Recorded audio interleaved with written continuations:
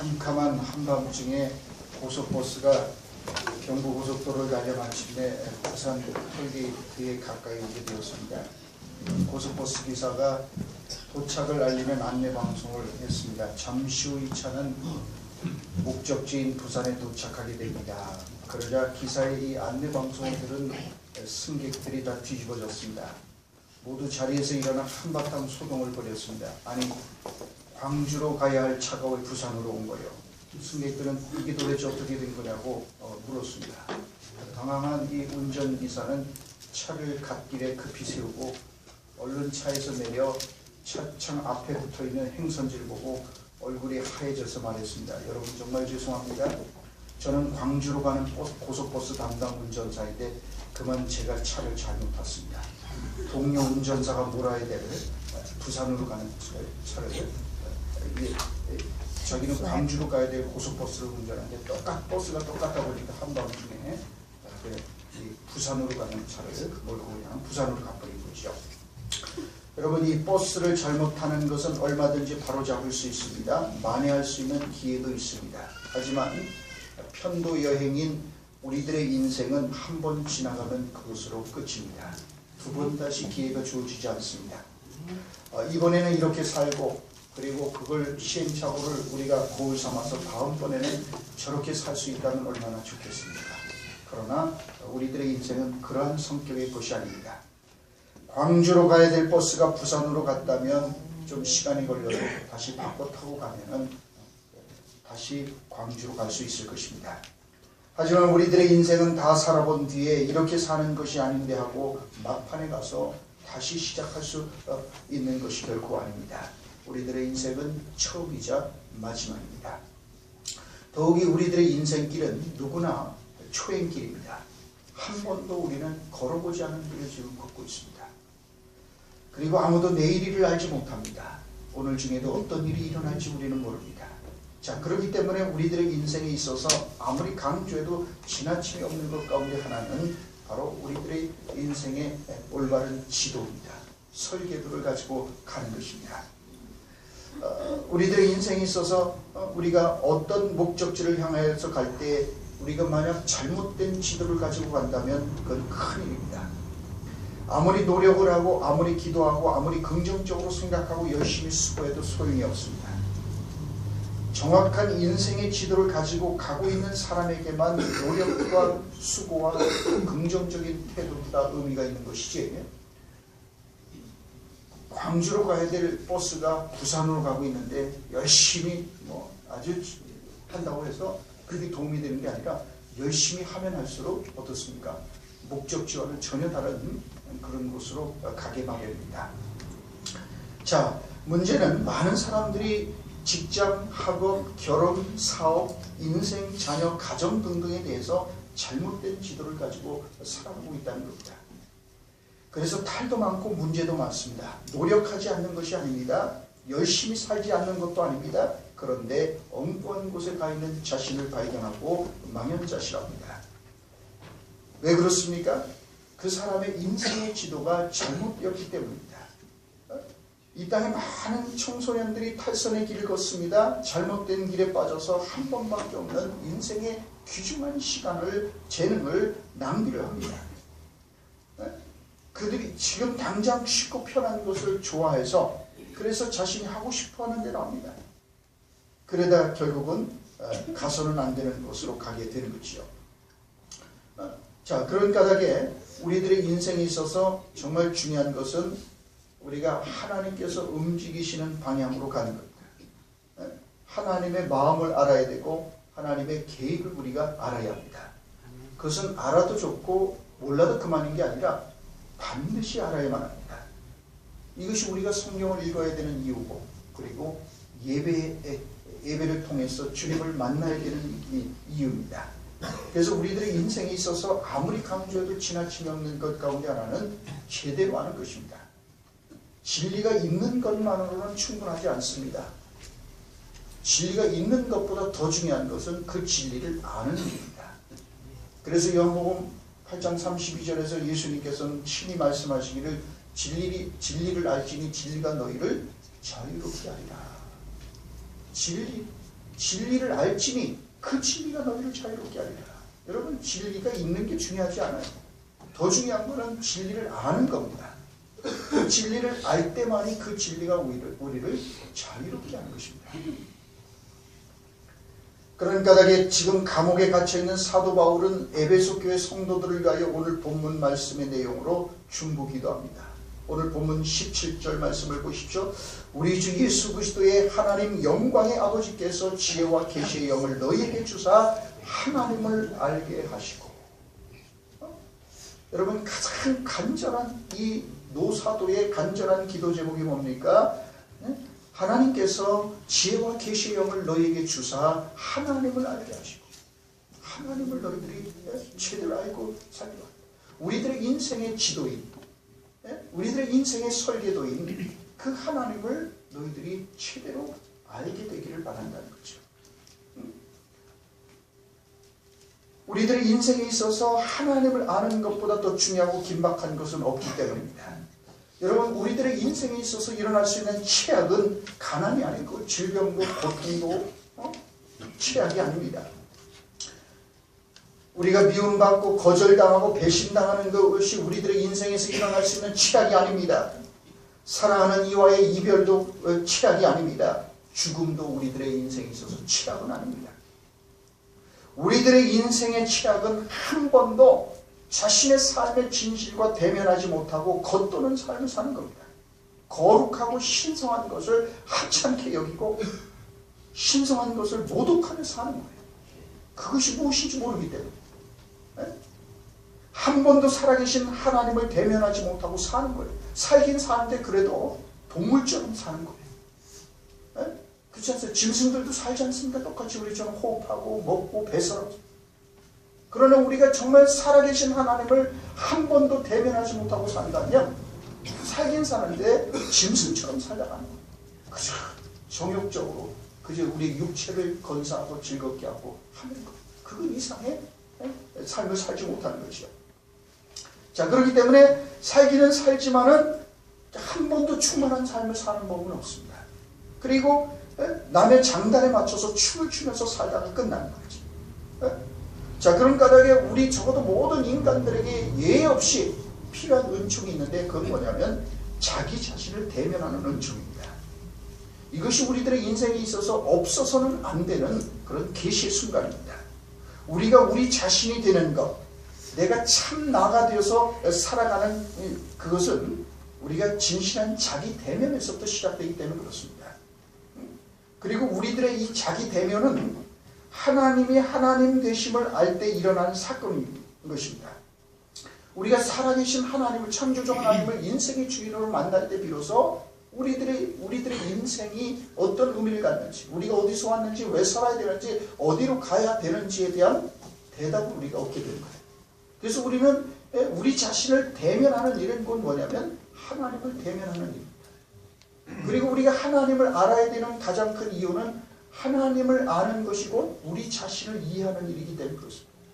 하나님을 우리가 만나지 못하면 나는 누구인지 몰라요. 우리가 어디서 왔을까요? 왜 살아야 되는 걸까요? 또 100년 뒤에 200년 뒤에 우리는 이 땅에 아무도 없을 건데 어디로 간 겁니까? 우리들의 인생은 수수께끼가 됩니다. 우리를 이 땅에 보내신, 우리를 지으시고 어떤 설계도를 가지고 우리를 이 땅에 보내신 그 주님을 우리가 대면하지 못한다면 우리들의 인생은 사실 그래서 오리무중에 빠지는 거예요. 자, 그렇기 때문에 오늘 말씀을 통해서 그리스도의 하나님 영광의 아버지께서 지혜와 계시의 영을 너희에게 주사 하나님을 알게 하시고 라고 그렇게 말씀하는 겁니다. 우리는 창조주 하나님이 하나님 되심을 더욱 잘 알아가야 합니다. 그래서 호세아서 4장 6절 우리가 잘 아는 말씀 뭐라고 그럽니까? 내 백성이 하나님을 아는 지식이 없으므로 망하는도다. 여러분, 돈이 없어서 망하는 거 절대로 아닙니다. 실력이 없어서 망하는 거 아닙니다. 인간은 하나님을 아는 지식이 없을 때 망하는 거예요. 그래서 주님은 전도서 12장 1절에서 말씀합니다. 너는 청년의 때 곧 곤고한 날이 이르기 전에 나는 아무 날이 없다고 할 해가 가깝기 전에 너희 창조자를 기억하라. 언제 창조자를 기억하라고요? 청년의 때입니다.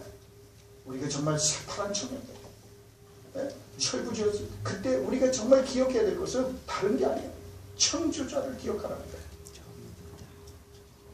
이 말씀 가운데 매우 의미심장한 것은 이 창조자라는 말과 무덤이라는 말을 바꿔 읽을 수 있다는 사실입니다. 그래서 이스라엘 사람들은 너의 창조자를 기억하라는 말씀을 종종 너의 무덤을 기억하라 라는 말씀으로 바꿔 읽기도 합니다.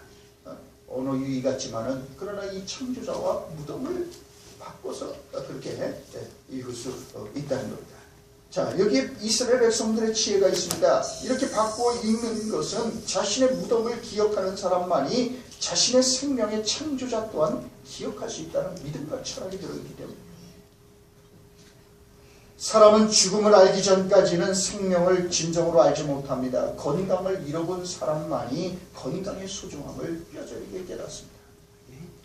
시험에 떨어져 본 사람은 합격의 기쁨이 얼마나 귀한 것인지를 잘 알 수가 있습니다.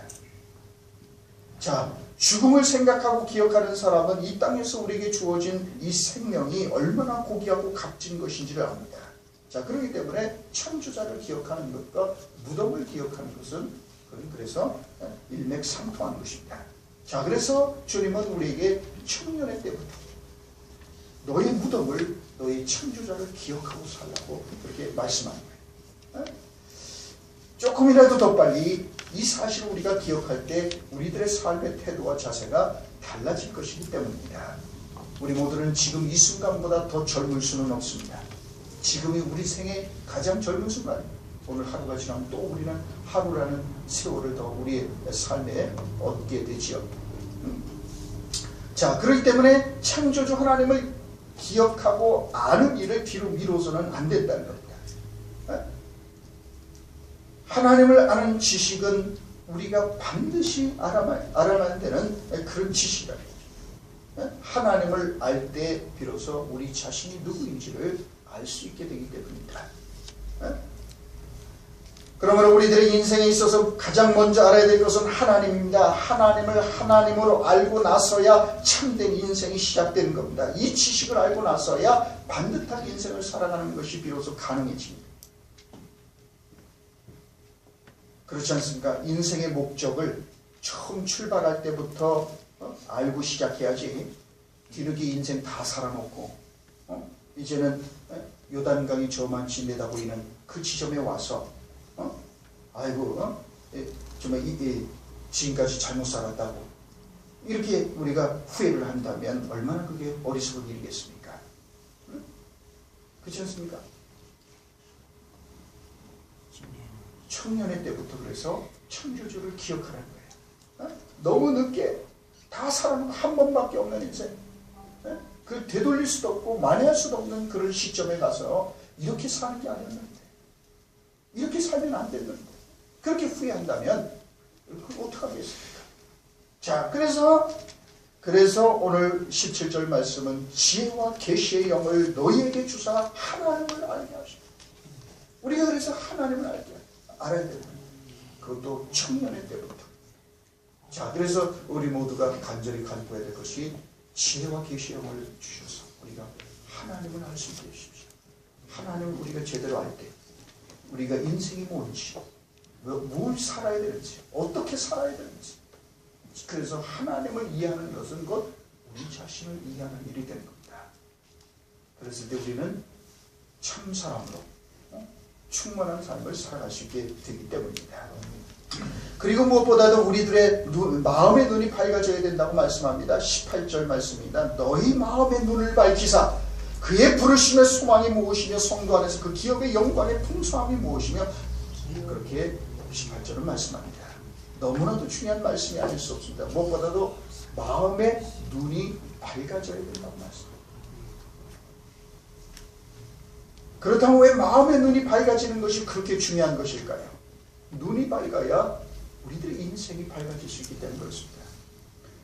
베티 그린이라는 미국 할머니가 있었습니다. 이분이 억척스럽게 돈을 버는데 쓰지 않기로 아주 유명한 그런 사람. 아들이 아픈데 무료 병원 찾느라 시간을 놓쳐서 그 아이의 다리를 절단해야 되는 비극을 경험합니다. 물을 끓이면은 연료가 닳는다고 찬물만 마시면서 평생을 삽니다.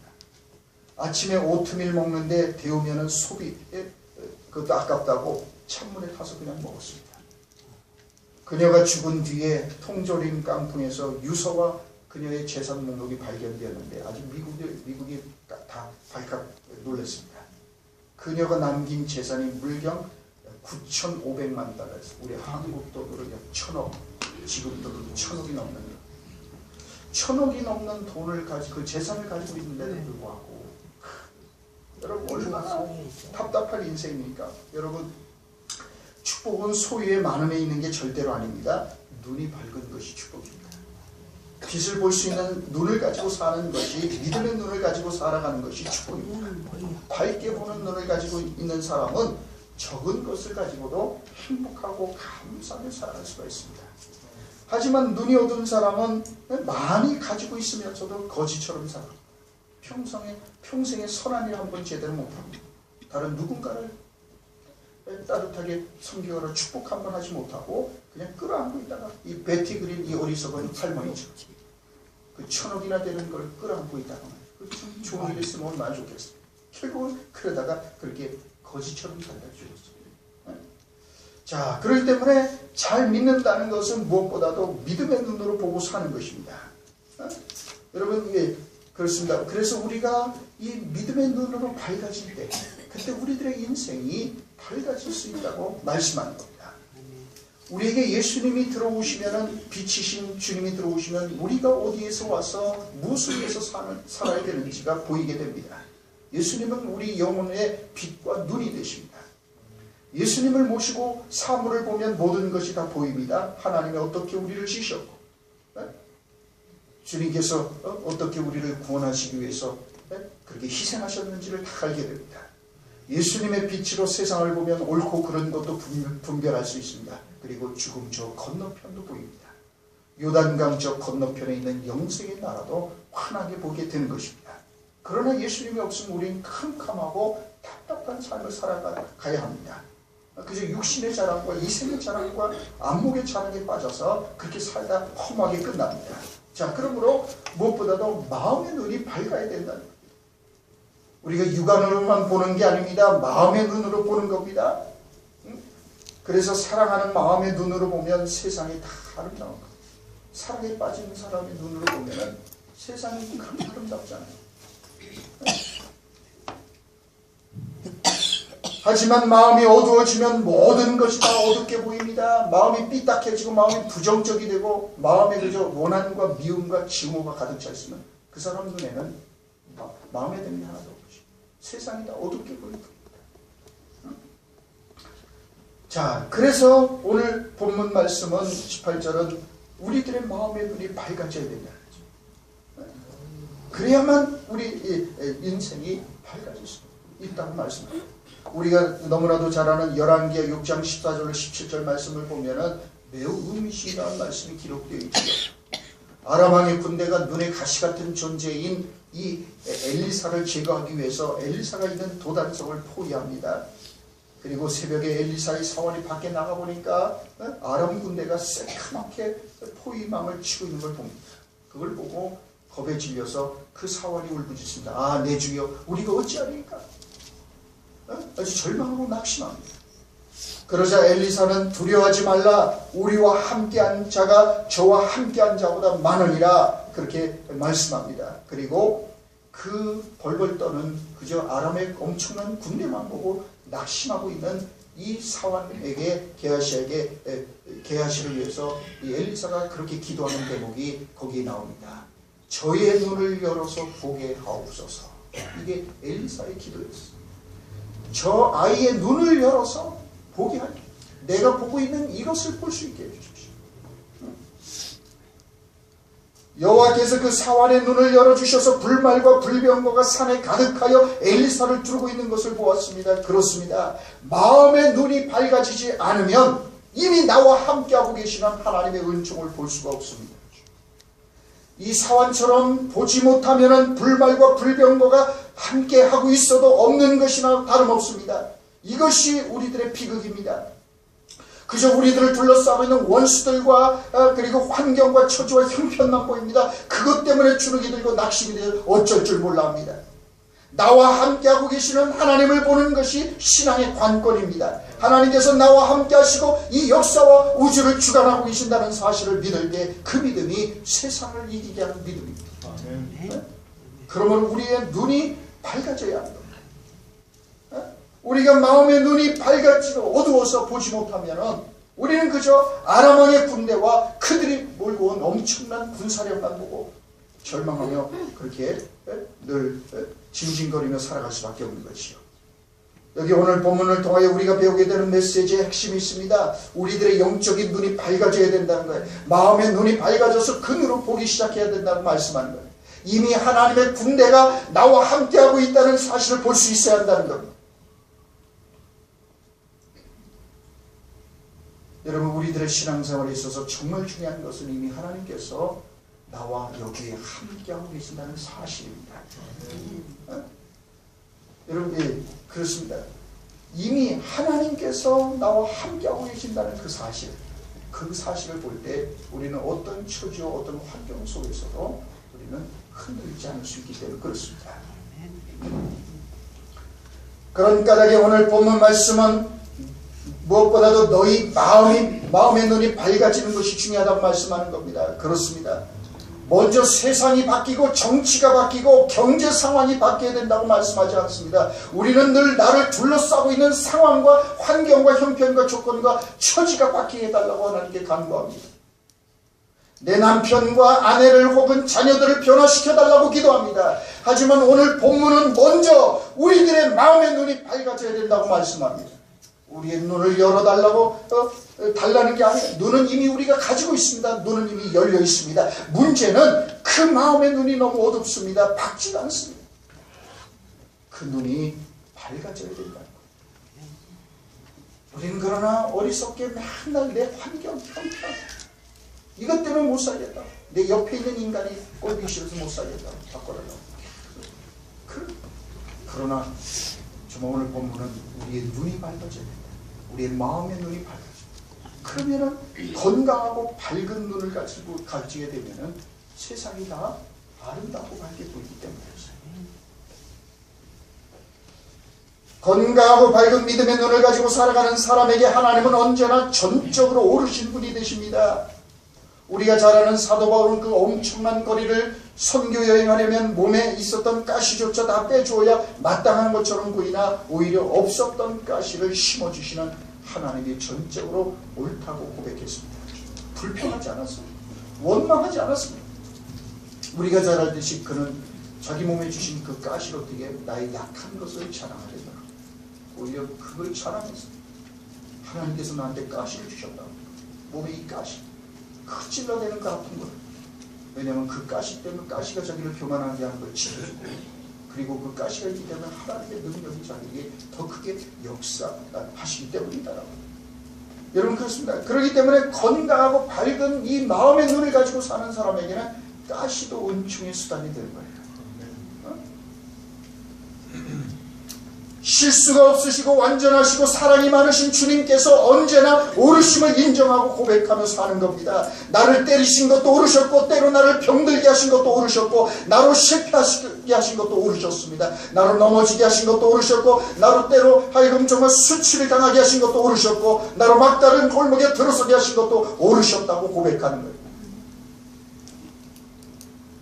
그러므로 여러분 우리의 마음의 눈이 밝으면 원망하고 불평할 것이 없는 거죠. 다 필요하기 때문에 지금 이해가 안 돼요. 설명이 안 되지만 왜 하나님께서 나에게 이런 수고를 당하게 하시는지 이해가 안 되지만은 그러나 하나님께서 다 이게 필요하고 유익이 되기 때문에 하나님께서 다 주신 것이라. 그런 마음에 밝은 눈으로 보는 사람에게는 그렇기 때문에 불평할 것이 없는 거죠. 그래서 시편 119편 71절은 말씀합니다. 고난당한 것이 내게 유익이라 이로 말미암아 내가 주의 율례들을 배우게 되었나이다. 고난당한 게 오히려 축복이고 유익이라. 그런 까닭에 하나님은 어떤 경우에도 밝은 믿음의 눈을 가지고 보고 받아들이며 살아가는 성도들은 어떤 환난 속에서도 위로를 받을 수 있는 겁니다. 자, 그렇습니다. 그래서 무엇보다도 오늘 본문 말씀은 우리의 마음의 눈이 밝아야 된다는 거죠. 밝은 눈은 언제든지 사랑과 감사의 눈으로 매사를 보는 겁니다. 사랑과 감사의 눈으로 보면 모든 것이 사랑스럽고 감사하지 않은 것이 없게 된 겁니다. 문제는 눈입니다. 감사의 눈, 사랑의 눈으로 보면은 예쁘고 아주 아름답지 않은 게 없죠. 여러분, 왜 할머니 할아버지들의 눈에 모든 손자 손녀가 그렇게 사랑스럽고 예쁜 걸까요? 심지어는 버릇 없이 부는 것조차도 귀엽게 보이는 이유가 뭐 때문입니까? 할머니 할아버지들은 사랑의 눈으로 손자 손녀를 봅니다. 자기 자식을 키울 때는 자식하고 완전히 다르다고 그러잖아요. 그죠? 할아버지 할머니들. 자기 자식은 벌써 이게 근데 하나 걸쳐서 이제 손자 손녀면은 사실은 자기와 직접적으로 부딪힐 게 없거든요. 내 자식 아니겠죠? 따지면 그죠? 내 자식의 자식이니까 그냥 이쁘기만 하는 거예요. 이쁜 것만. 내 자식 키울 때 속도 썩이고 뭐 그렇지 않은 말인데 부모. 그러나 손자 손녀들은 솔직히 말해서 가끔 보는데 뭐. 그러니까 이 손자 손녀는 무조건 이쁜 겁니다. 수염을 잡는 것도 귀엽게 보인다. 호호 그리고 말이야. 수염을 잡고 늘어지고 막 온갖 하면 자기 자식이 그랬다면 버릇없다고 뒤지고 날 건데 손자 손녀가 그러면은 이건 뭐 그냥 호호 이래도 호호하고 저는 그냥 이쁜 거예요. 무조건. 여러분, 사랑의 눈으로 보니까, 사랑의 마음으로 보니까 그렇게 이쁠 수가 없는 거예요. 여러분, 그러므로 그런 진정한 행복은 새로운 축복을 얻는 것보다는 축복을 새롭게 발견하는 것입니다. 여러분, 참된 발견은 새로운 신대륙을 발견하는 게 아니라 사실은 내가 지금 서 있는 땅을 새로운 눈으로, 밝은 눈으로, 믿음의 눈으로 새롭게 보기 시작하는 데 있는 거예요. 지금 내가 살아가는 이 현장이 여러분, 그걸 우리가 믿음의 눈으로, 밝아진 믿음의 눈으로, 사랑의 눈으로 보면은 지금 내가 살고 있는 그 삶의 현장이 하나님의 은총으로 가득한 곳이라는 거예요. 엘리사가 봤듯이 그 도단성에 하나님의 군대가 이미 함께하고 있는 것을 그걸 보는 사람하고 보지 못하는 사람하고는 이야기가 달라지겠죠. 자, 그래서 오늘 18절은 그렇게 말씀하는 겁니다. 우리들의 마음의 눈이 밝아져야 된다고 했습니다. 자, 그래서 계속해서 오늘 본문 18절 19절 뭐라고 말씀합니까? 우리들의 마음의 눈이 밝아져서 무엇을 보고 깨닫고 알아야 한다고 말씀합니까? 부르심의 소망이 무엇이며 성도 안에서 그 기업의 영광의 풍성이 무엇이며 그의 힘의 강력으로 역사하심을 따라 믿는 우리에게 베푸신 능력의 지극히 크심이 어떤 것을 너희로 알게 하시기를 원하노라. 부르심의 소망, 그 기업의 영광의 풍성함, 그리고 우리에게 베푸신 능력의 지극히 크심을 보고 알아야 된다고 말씀합니다. 여러분, 우리에게는 부르심의 소망이 있습니다.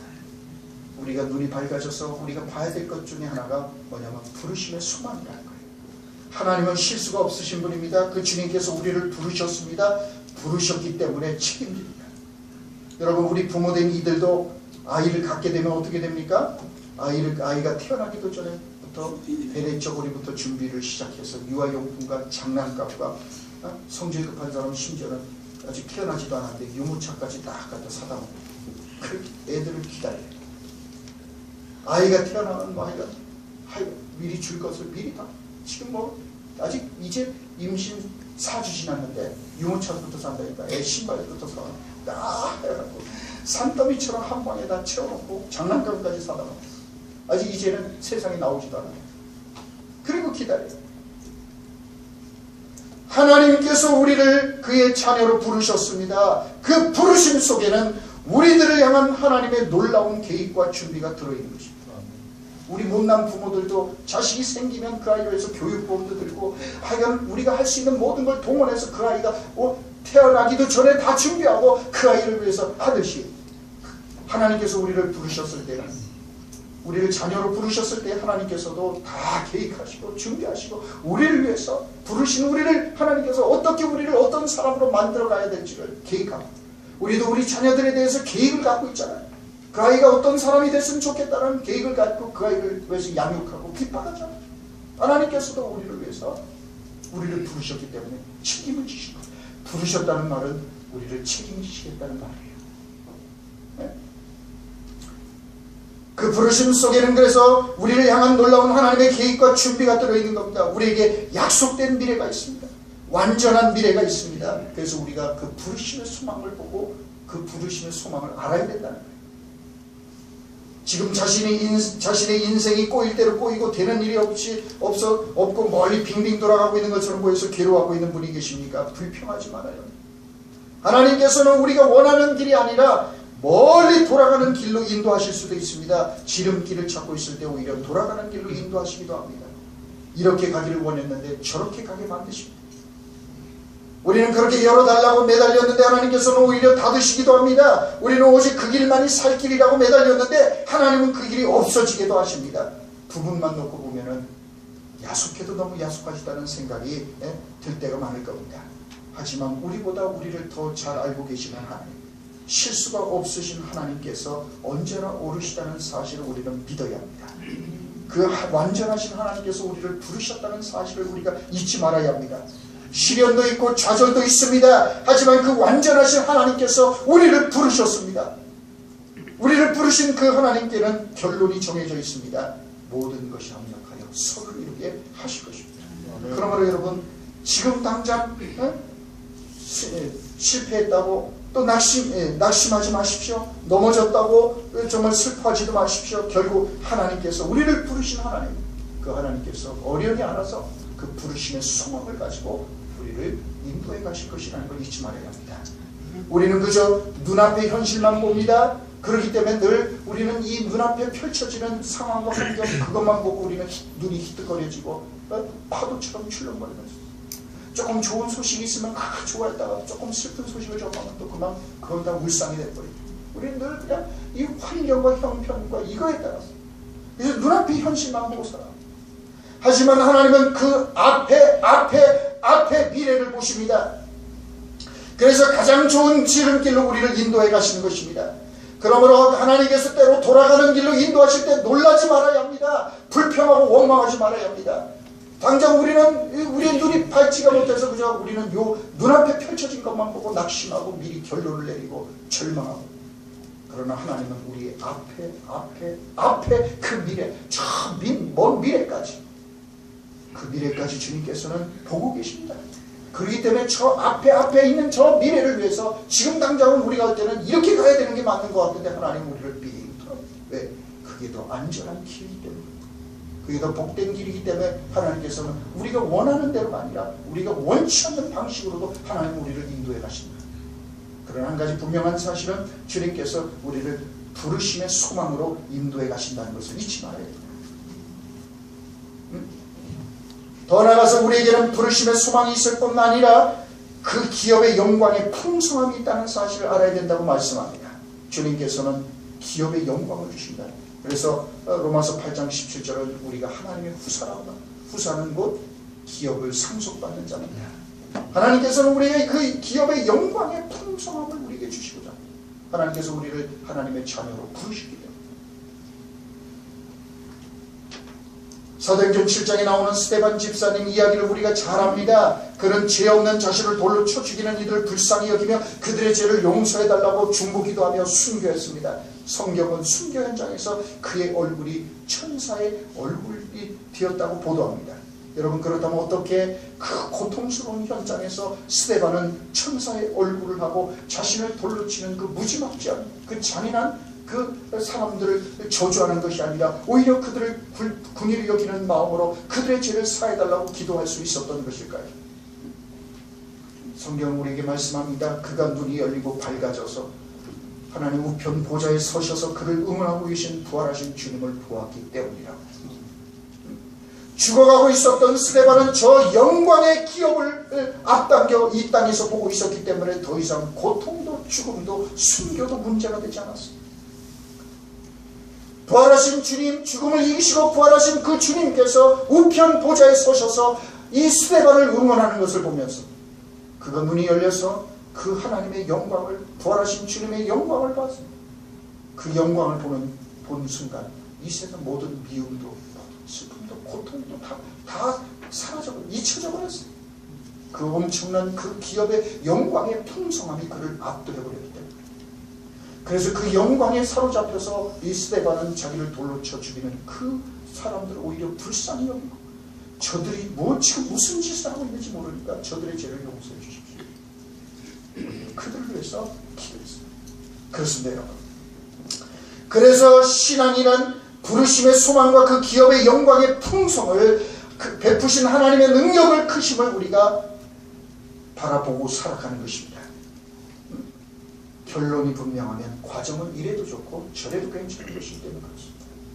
우리가 그 기업의 영광의 풍성함을 눈이 밝아져 보면, 우리의 마음의 눈이 밝아져서 우리가 그 하나님의 영광을, 부르심의 소망을 우리가 확실하게 볼 수 있다면, 지금 이 땅에 잠시 머물고 나그네로 살아가는 이 동안에 우리가 예수 믿는 것 때문에 손해보고 억울한 일을 당하고 고난을 당하고 심지어는 감옥 가는 일도 생기고 어디 핍박과 박해를 받는다지, 심지어는 순교를 당한다지라도 그 모든 것들이 사실은 다 이 기업의 영광의 풍성함 속에 다 흡수되어 버리고 마는 겁니다.